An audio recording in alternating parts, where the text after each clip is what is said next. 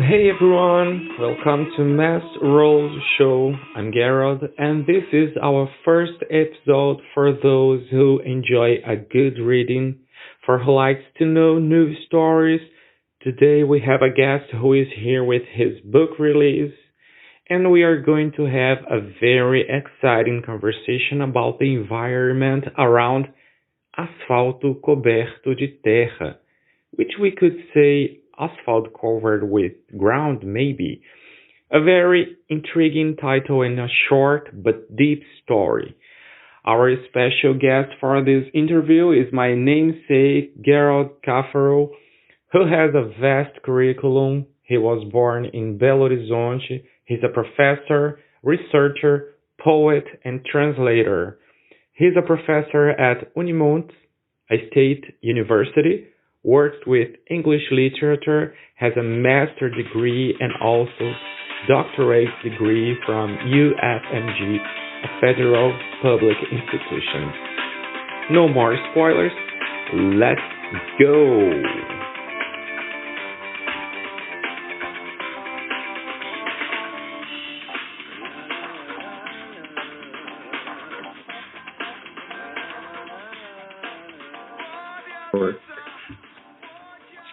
All right, it's a pleasure to be talking to you.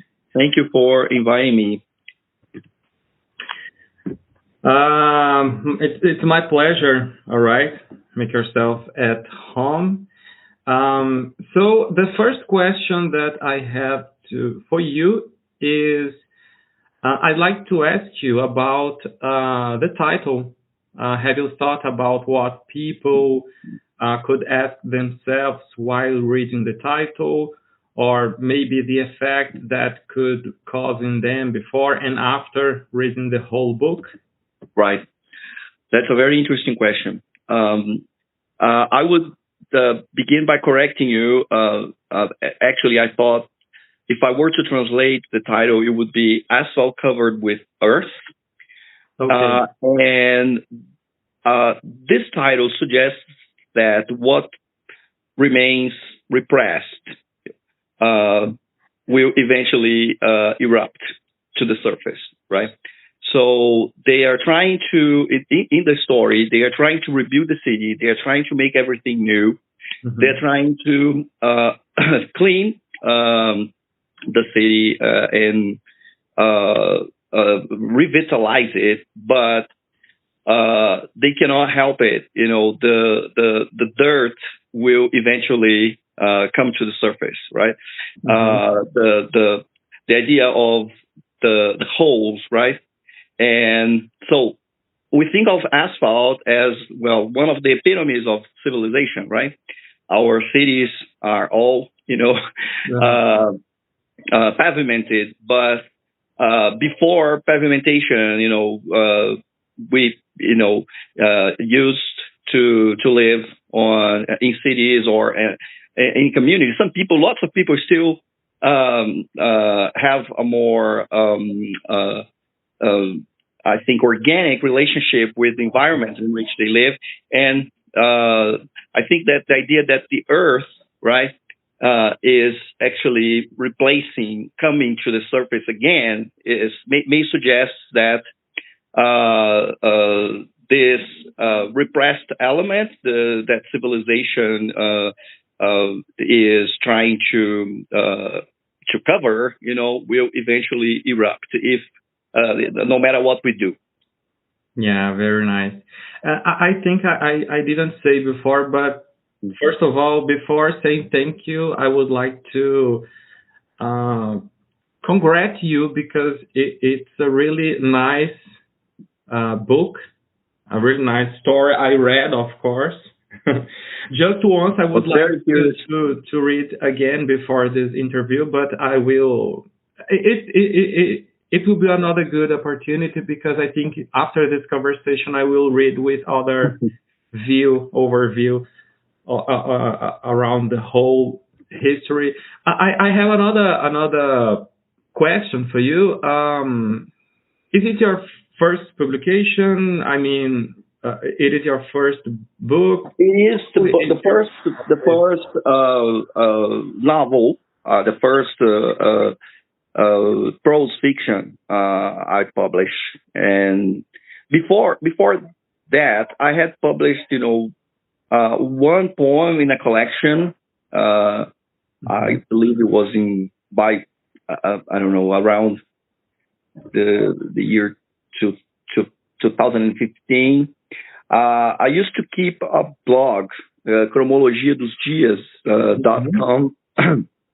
Actually, cronologia dos dias blogspot, something like that, which I'm not using anymore. But I still write a lot of poetry. I still, but you see, I've been influenced and inspired by a lot of the research I've done over the last years, and of course, I'm also inspired by the experience of living, of reading, for example, and living in a big city such as Belo Horizonte, right? Yeah. And I think that from that there will other books will come. I hope. I'm actually in the process of writing another one now, so prose fiction, especially in this format of fragmented, concise, and quite poetic, is a medium or is a style which in which I felt very comfortable. Mm-hmm. Is it a novel? That is another very good question. During the release, like 3 weeks ago, Ivana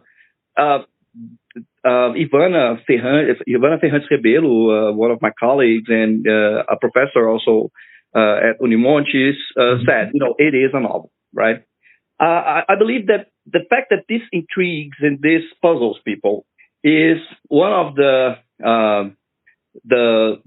assets, I think, of this story. I think it's a positive thing because technically speaking, I think that it would be a novella, right? So it is longer than a short story. It has more development than a short story, more characters, less the foci,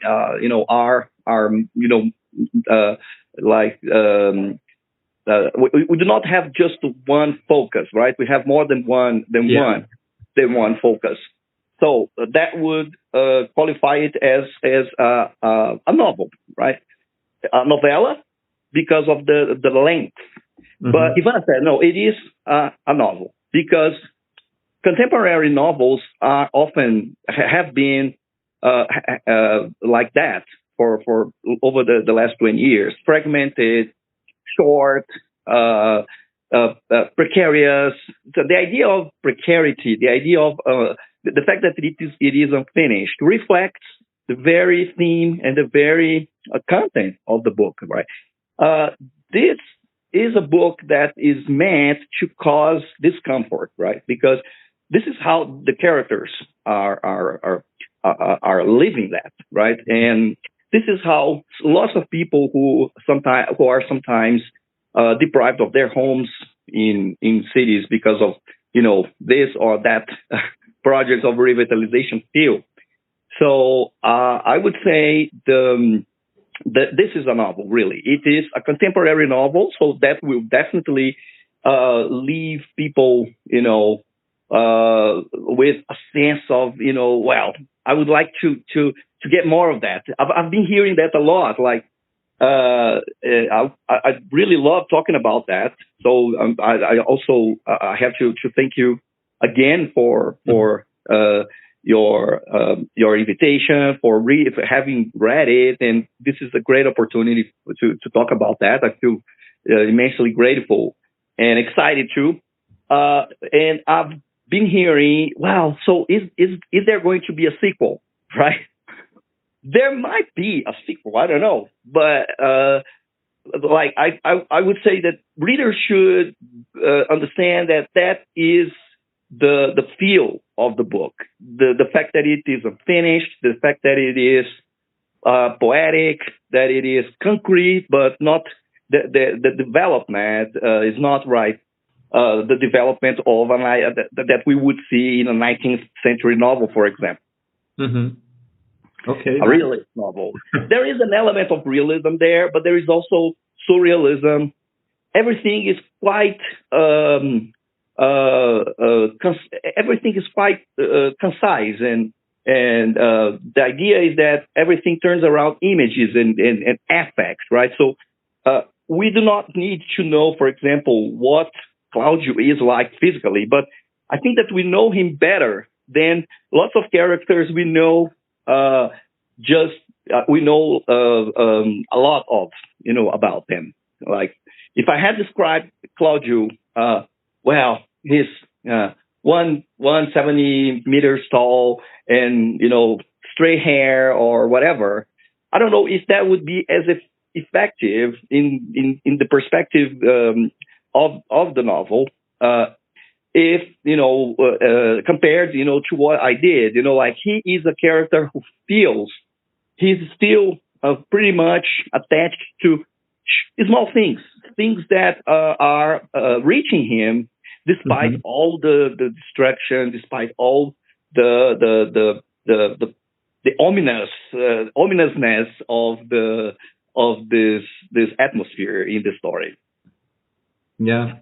I was asking myself, because as I said in the beginning, when we were opening this chapter, I was like, it is a short story, and in general we used to see novels longer than this, but at the same time it's a deep story, and sometimes I experienced a little uncomfortable.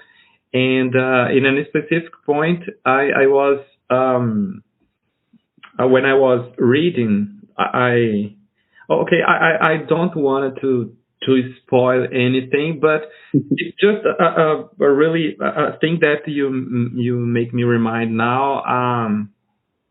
I was thinking about the building was going to collapse, like, right. I was waiting for this, and I was a little, oh my gosh, is this going to happen? But in the end, I will not say what is we do not see it happen. We do not see it happen. That is the feel, I guess. I believe that if we remember, for example, how things were during the pandemic, we were like living on the edge. So the idea of living on edge, actually, something like things can get worse, but actually things didn't get worse. But that doesn't mean that we were like satisfied, So I think that a lot of the experience of reading literature has to do with climax, but a lot has to do with anticlimax too. When there is an anticlimax, the reader is forced to reflect. So when I remember Ang Lee, when he was answering, I don't know if that was in an interview, if I'm not mistaken, on Brokeback Mountain, because some people were not very happy. There's lots of scenes that they're just void. They're just nothing happens there. And then he said, well, when nothing is happening on the screen, a lot is happening in the reader's mind. So contemporary literature and the contemporary novel demands, and I think this is a process that has that began in the 19th century with Henry James, Proust, and lots of other modernist writers, and it is still very much alive. So the writer expects the reader to participate, right, and to feel, the idea of affect, right, which is something that I'm very interested in as a researcher. Also, is there, right? So if the story causes discomfort, if this story makes readers think of something that is happening in their own lives, then I would say that was not an intention. I mean, like a kind of predetermined plan, because there is a lot of escrevivencia there, like something that I also felt and I wanted to share. But I think that the story reaches its goal, more effectively, in my opinion, if it provokes discomfort rather than if it provides answers to questions or answers or just fulfills expectations, the readerly expectations. Yeah, that's a good point. I think artists in general, it doesn't matter if it is, but most related to writing things, works as anthems, something that it's like we capture the feeling around what is happening in the world, and I think that it is this bad feelings, not exactly bad feelings, but I think make part. I think I like this kind of thing. I would like to talk about the images, the pictures. How did you know the artist, and why did you choose? When did you decide having images in the book? Thank you so much for bringing this up. Well, I had already begun. I had already finished the book, and by the time I moved to Montes Claros in 2016, eventually I met this wonderful artist, Zenaide Tamires Costa, and at that time I was like testing this story, testing the writing. So I would just ask friends, well, would you please take a look at this, and it won't take too long. It was actually during the release, the event, FLAM, right? Festival Literário do Autor de Montes Claros. People said, well, someone said to me, well, that is incredibly generous, and I feel that art in general is collaborative. I didn't think of that.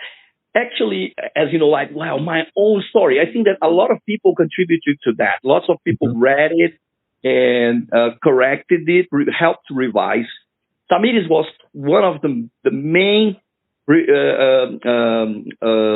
readers, I think, because she read it with peculiar, meticulous attention, and she made corrections, and she helped me understand things that were supposed to be there in terms of revision, but I had not really it had not dawned on me yet by that time.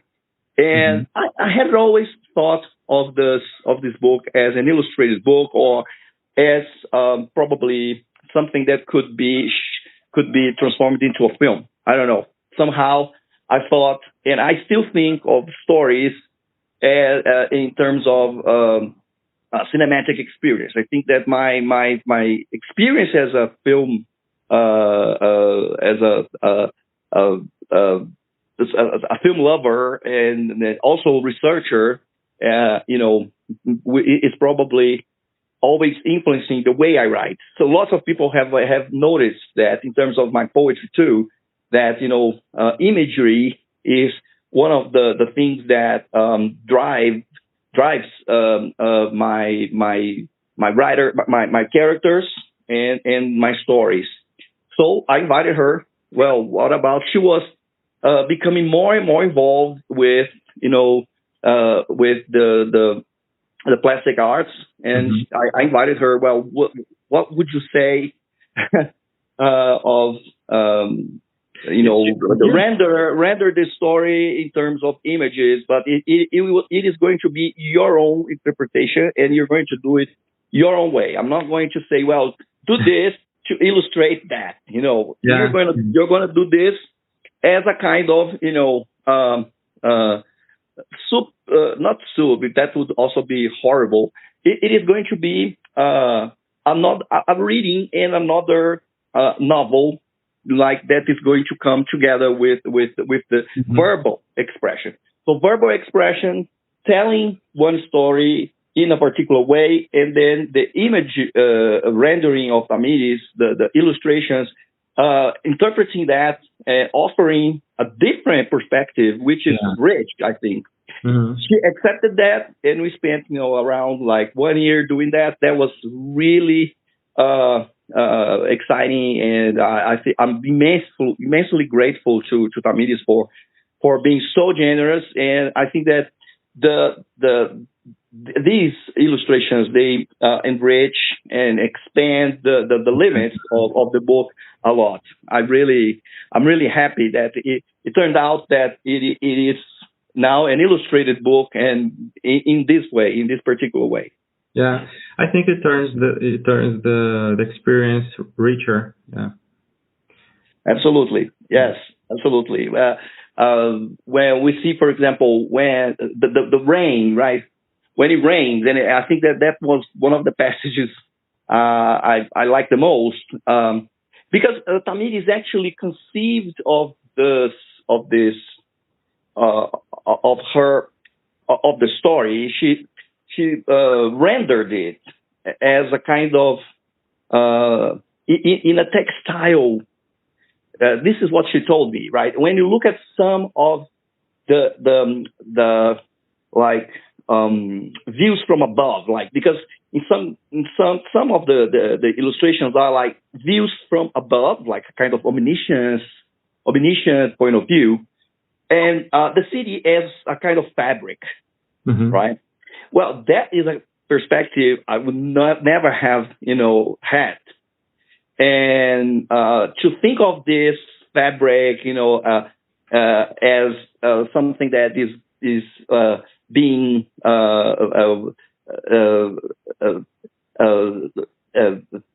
destroyed, to think of that fabric that is being it's getting like holes all over, is really interesting. I think it makes it more palpable, it makes it more vivid, right? Yeah. Because we can actually have a more immediate sense of what is actually happening in this whole. So we have this always this play between whole as this total unity, and the whole as something that is actually breaks through the idea of unity. There is no unity, and I think that she renders it quite successfully. It's brilliant. Yeah, very nice. And how, or maybe when the idea emerged, has the idea emerged? Like, nice, yeah. Because sometimes we have some insights, and we see we create a metaphor and stuff like that. But how do you know? Yeah, good point. That's well observed. Yeah, well, I started writing this. I was living. Actually, I think I finished. The idea came to me by the year 2012. Horizonte had undergone a process of like revitalization during the first decade, and I remember, this is a story I told during the release. I remember going to UFMG. I remember going to the university. I would take the same bus, and all of a sudden, they were broadening the avenue, Antônio Carlos Avenue, and things were just a mess, right? And all right, that was in the name of progress, okay? And of course, I'm not going to go into politics. Of course, politics is a subtext there, the important subtext there. But I thought, well, what if this kind of thing that happens everywhere? Because it was also happening in the building where I was living. Yeah, like some people also observed, like you're in which character do you portray yourself? I would say, well, there is a bit of myself in the three main characters, absolutely. So I was living in this building. There was like an atmosphere that was contaminating everybody. We have to change things. We have to go to move on. We have to put the trash away. We have to. and that was like, in my opinion, kind of insane. And that is actually an insane thing, when people decide to just, replace things completely and do away with the things that they supposedly don't like. Well, we have to adjust things, I know, but we need to be very careful, because many times when you replace things, you're also just covering things up, and these things it's just like repressing things, and this is what I saw. I felt really sad to see homes, all of those homes that were being, destroyed at the margins of the avenue. That gave me the idea, like to expand on that and to write a dystopic, slightly dystopic. I think there is a great deal of realism there, and there is also a great deal of surrealism. So I started writing this story, and there was this experience of also living in a building, and seeing things that, just proved that, like, people were not collaborating. People were just thinking, they were just selfish, right?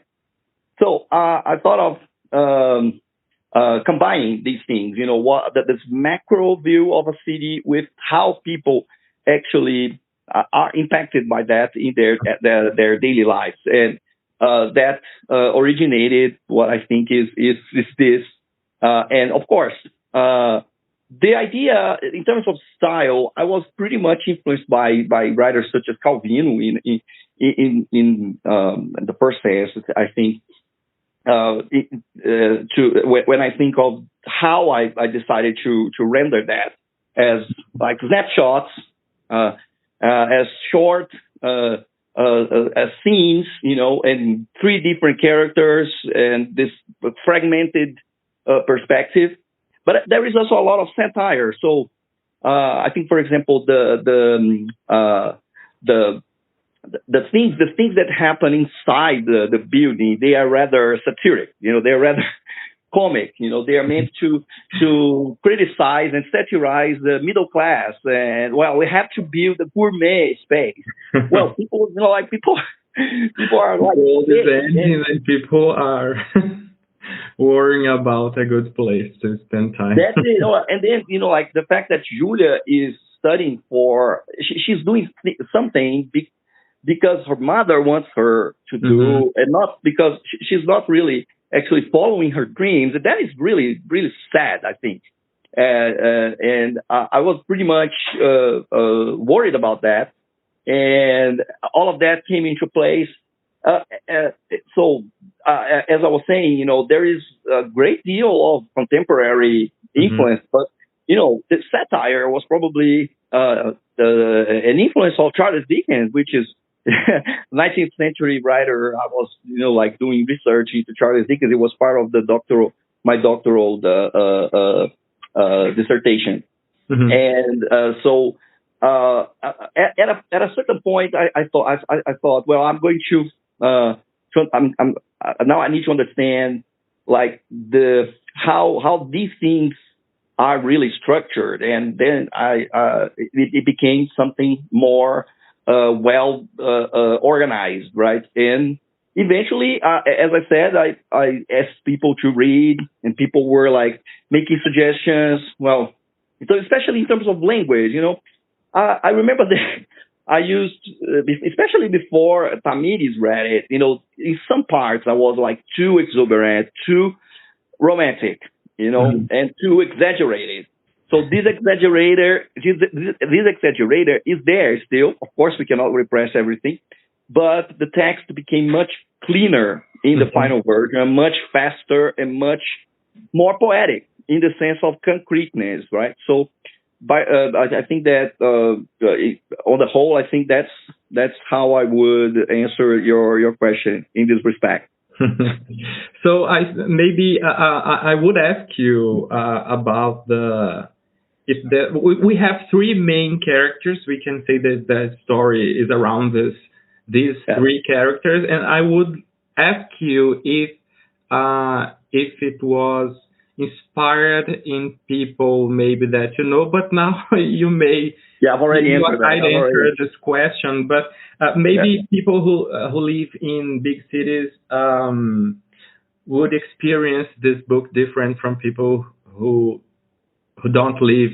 I think because Yeah, but exactly. Go ahead. You can finish. no, it's just because it's not possible. For example, reading this and thinking about, for example, you mentioned about politics, what people are doing with our money, for example, Yes. or maybe from people who live in big cities, it's like this whole mess that is always happening. So maybe it's a little about a personal experience that you had in your But life. it's also metaphoric. I think that we can see the building as a metaphor for like our governments. You know how like the embezzlement and this kind of thing was very was on the media like every day. You remember, right? Corruption was a big deal, and it's still a big deal. And the fact that people, because politics is, as Foucault says, it's a micro politics. We think of politics as up there, in the institutions only, but politics is in our everyday actions, in our everyday lives. So I think that you're right. So there is something about this urban, as I wrote on the as a summary. It's an urban fable. It's about the experience of living in big cities. It's about how people are segregated in big cities, how people are affected by these big politics. But I would say that, for example, my mom, who lives in a small town, I was really afraid of how my family would read it, And my mom said it was like something that she could see, like in the neighborhood, like when people created these organizations to do this or that, and there was like corruption, and there was, selfishness around. So it is possible. The language is easy enough for, I think, that people to identify, no matter how like educated or how the level of education they have, like if they have like a superior education or not. I think something that I like about that this book is that if it reached, of course, like people are always puzzled, as I said, by the fact that, well, I want more. Because this has to do with expectations that we've grown used to having. I expect a novel to be long and to follow to accompany the characters over a long period of time. Well, in this sense, it would be more qualified as just to get back to what we were discussing in the beginning, as a short story, because it is concentrated on a short period of time. It does not really cover a span of time that is that long. So some people will find it hard, to accept that. Well, this is an open end. This is there is no ending. We do not know what happens. Well, actually, if you stop to analyze that, there is actually a conclusion there, but it is a conclusion, a possible conclusion, and it's this crazy world in which these characters caught themselves in that situation, in that scenario. Yeah, I agree with you 100%. And as you mentioned, a question that we were talking in the beginning, a point about what could be or what can be considered a novel. It is about how big it is, or how deep and how the story is, because we have we have three main characters, and we have I think it's not possible you read and you don't identify yourself and Brazil in general. And as you said, politics is not just political party. We have so many different aspects. Our lives, everything that we say and our choices, it is about politics. When we study a little about philosophy, we study about these things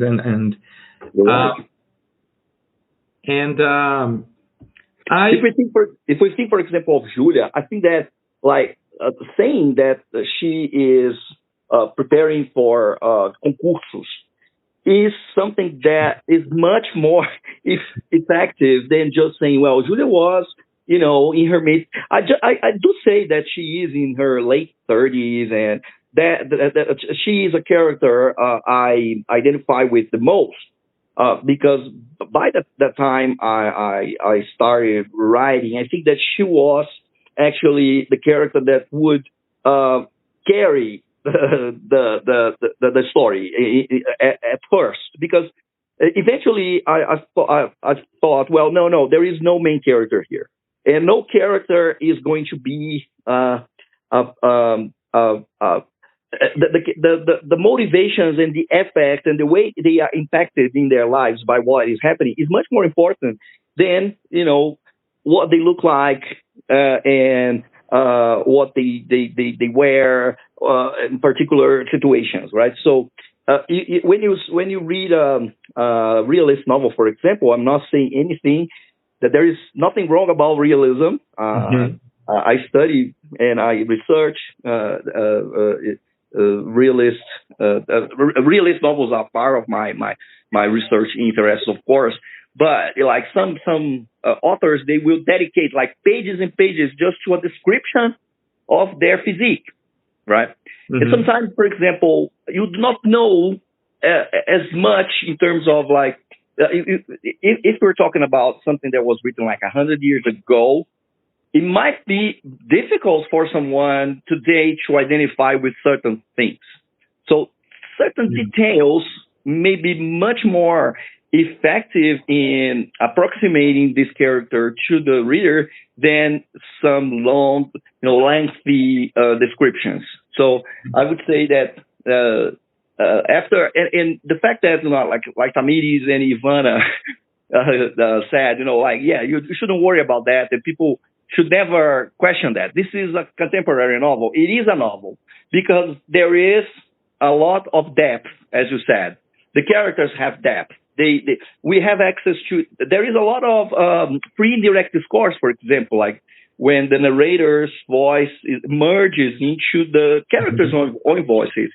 And that is like a modernist procedure that is pretty much alive there. So we have access to their dreams, for example, in the case of Claude. We have access to their aspirations. Yeah. And, for example, many times you know someone who is a close friend and you do not really have access to these moments. And so if we consider that, we are more intimate with these guys, with these people, than with certain people we've known for a long time. Very nice. At least I hope so. Yeah, I think we are almost in the end. I think we deserve another chapter to talk about these three characters because they have a lot to say. Feel free to invite me whenever you want. I'll be very glad. It was a great pleasure. Thank you so much, Geraldo, for this moment and this opportunity. I was really honored to be your guest today. It's my pleasure. Believe me, it is a pleasure being here, and I will read. And let me know after you've shared this with your friends. Let me know what they have to say. If they have questions, I'll be very happy to answer them. Yeah, of course I will. So thank you. Good night for you and for you that whatever you are. I see you. Okay? Yeah, thank you so much. Have a very good night. Bye. Bye-bye.